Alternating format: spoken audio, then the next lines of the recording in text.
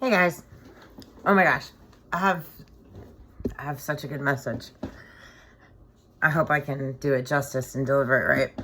Such a good message that I am making this video, and I wasn't planning on making another video. So I've been doing training, and so today in training there was a quote that was said that just, oh my gosh, it resonated with me so much. I wrote it down. I wanted to include it in my video earlier, but my video got too long and I lost track of bringing it in. But it actually does it justice because I can make a separate video for it because it's actually... So the quote is, we were going over open-ended and closed-ended questions, which was actually really quite interesting. I thoroughly enjoyed that session of the training because I really wasn't too...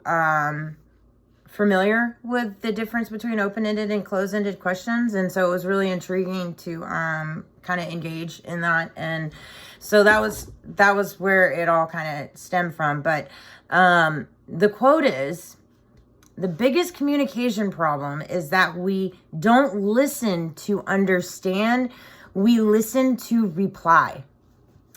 And Stephen Covey, the author of 7 Habits of Highly Effective People, is the one who came up with that quote, which, if you think about it, is the God honest truth. That's what a big problem with humanity. It's a big problem with what's going on. Is what happens is people communicate, people talk, but in their head they already have a reply.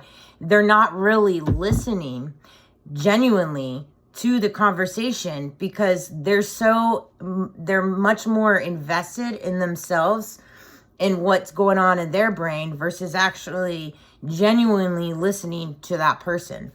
The highlights of the importance of active listening in our conversation. And so I took that quote and I was curious what in the Bible was like relevant to it. Well, what do you know? James chapter 1:19. Everyone should be quick to listen, slow to speak, and slow to become angry. You know, before my spiritual awakening and everything, I was one of those people that communicated with a reply already in my head because that was a part of my career field. That's kind of what I kind of had to get ingrained in me because I had to always be on point, had to be a quick thinker, had to come up with things real fast. And so I became one of those people. When I would communicate, I wasn't genuinely listening to the person because I was always having to be on point, on guard.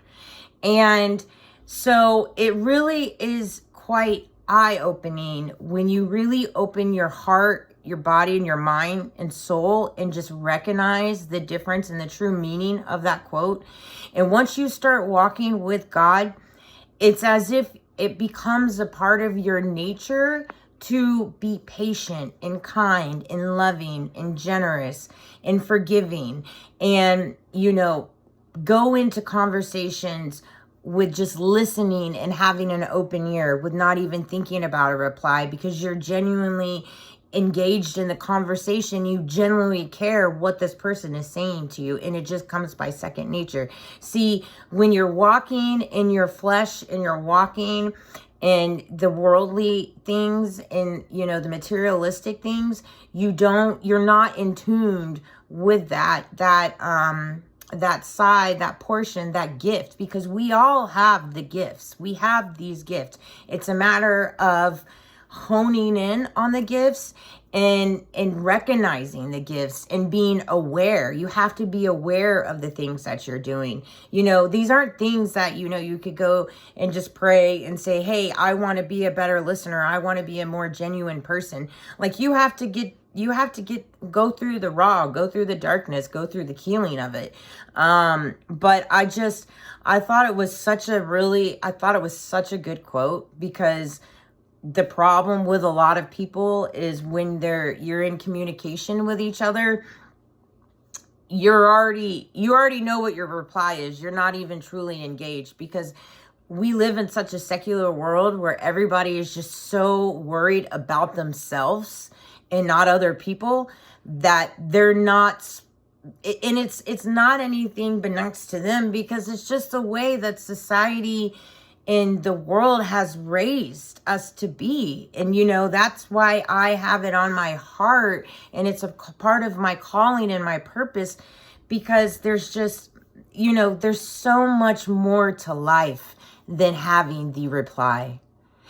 If you're constantly worried about the reply, you're losing out on so much love and peace and generosity of the heart and the mind and the body and the soul.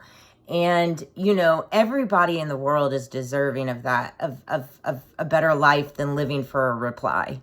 But I hope everybody has a good night, and I hope this video resonated. But I'm going to add that book to my read list. But, going into your conversations, try not to think about the reply. Just try to be 100% engaged. I know that's where I'm at in life. Every conversation, I'm locked in, and, so I don't know. It's such an amazing thing to see all the transformations happening in my life. And, I hope and pray that I'm able to touch some people, and I really appreciate all the love and support that I've received from my family and my spirit team and the collective and God. I mean, God, obviously, but the divine, and it really is just a beautiful thing. And so if I can bring more people over on this side, man. Anyways, I hope everybody has a great night.